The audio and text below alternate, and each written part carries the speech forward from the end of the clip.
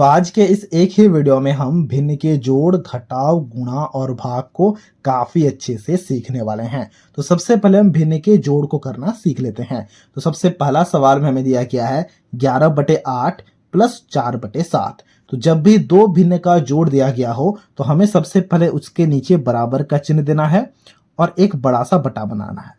अब देखो यहाँ पर हम थोड़ा सा अलग अप्रोच का इस्तेमाल करेंगे, यानी कि अलग मेथड का इस्तेमाल करेंगे। ठीक है, अब इस बटा के हर के लिए हम क्या करेंगे ना, इन दोनों भिन्नों के हर का गुणा करेंगे। सबसे पहला भिन्न का हर है 8 और दूसरा भिन्न का हर है 7। तो 8 गुणा 7 करो, 8 सत्ते 56 होता है। तो हमने यहाँ पर 56 लिखा।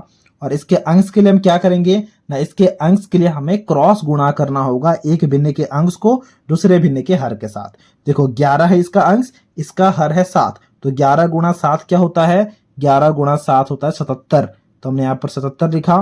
फिर देखो बीच में प्लस है तो हमने यहाँ पर प्लस दिया। ठीक है, अब हमें क्या करना है ना, अब हमें दूसरे भिन्न के अंश को पहले भिन्न के हर के साथ क्रॉस गुणा करना है। देखो यहाँ पर 4 है, यहाँ पर 8 है, तो 4 गुणा 8 क्या होता है, 4 8 32। तो ये 32 हो गया।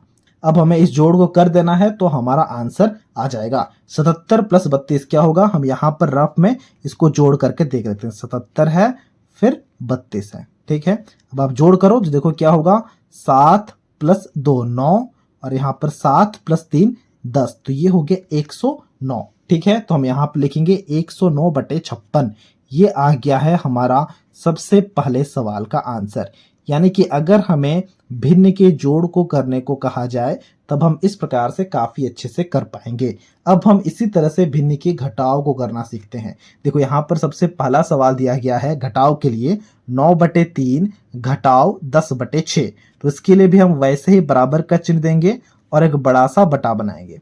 और इसके हर के लिए हमें क्या करना होगा, जैसे हमने इसके हर के लिए किया था। कैसे करना होगा ना, हमें दोनों भिन्न के हर को गुणा करना होगा। देखो इसका हर 3 है, इसका हर 6 है, तो 3 गुणा 6 क्या होता है, 3 गुणा 6 18 होता है। अंश के लिए क्या करेंगे ना, इन दोनों को क्रॉस गुणा करेंगे सबसे पहले। तो 9 गुणा 6 क्या होता है, 9 छक्का 54। तो हमने यहाँ पर 54 लिखा। ठीक है, फिर देखो घटाव का चिन्ह है तो हम यहाँ पर घटाव का चिन्ह देंगे।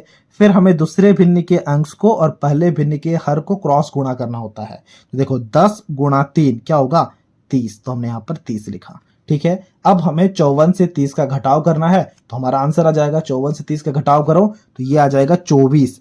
तो हमने यहाँ पर लिखा 24। 24/18 क्योंकि नीचे 18 है तो हमने यहाँ पर 18 लिखा। ये हमारा आंसर हो गया। और अगर आप चाहो तो काटापीटी भी कर सकते हो, क्योंकि देखो ये भी 6 से कट रहा है, ये भी 6 से कट रहा है। 6 तिया 18, 6 चौके 24। ठीक है, यानी कि 4/3 हमारा फाइनल आंसर आ चुका है दूसरे सवाल का, जहां हमें भिन्न के घटाव को करना था।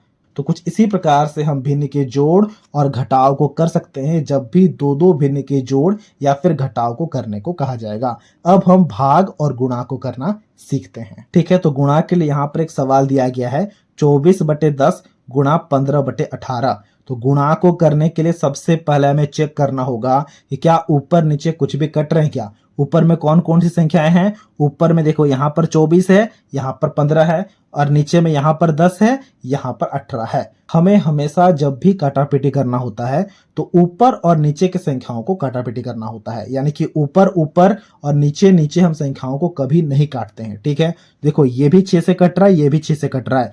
6 तिया 18 होता है, 6 चौके 24 होता है। और कुछ कट रहा है, और भी कट रहा है, ये भी 5 से कट रहा है, ये भी 5 से कट रहा है। देखो 5 दूनी 10, 5 तिया 15। और कुछ कट रहा है, और भी कट रहा है। देखो ये भी 3 से कट रहा है, 3 1 कम 3, ये भी 3 से कट रहा है, 3 1 कम 3। और कुछ कट रहा है, और भी कट रहा है। देखो 2 1 कम 2, 2 दूनी 4। और कुछ कट रहा है, और कुछ नहीं कट रहा है। तो यहाँ पर हमारे पास में बचा क्या, देखो ऊपर में क्या बचा है, ऊपर में बचा है 2 गुणा 1।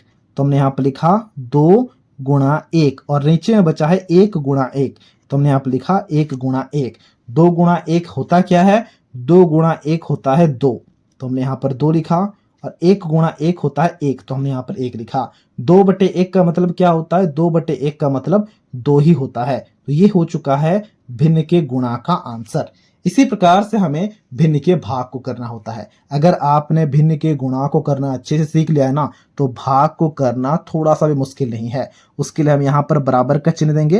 देखो यहाँ पर भाग का सवाल दिया गया है ना, 12/7 भाग 6/21, तो उसके लिए हमने यहाँ पर सबसे पहले बराबर का चिन्ह दिया। और भाग को करने के लिए हमेशा एक बात का ध्यान रखना, सबसे पहले वाले भिन्न को हम कभी भी छेड़छाड़ नहीं करते हैं। यहाँ पर सबसे पहला भिन्न है 12/7, तो हमने यहाँ पर लिखा 12/7। अब देखो यहाँ पर भाग का चिन्ह दिया गया ना, इसे अब हमें गुणा में बदलना है। ये इसका ट्रिक होता है। हमने इसे गुणा में बदला, जैसे ही हमने इस भाग के चिन्ह को गुणा में बदला तो जो अगला भिन्न है वो पलट जाएगा। 6/21 है, ये पलट के बन जाएगा 21/6।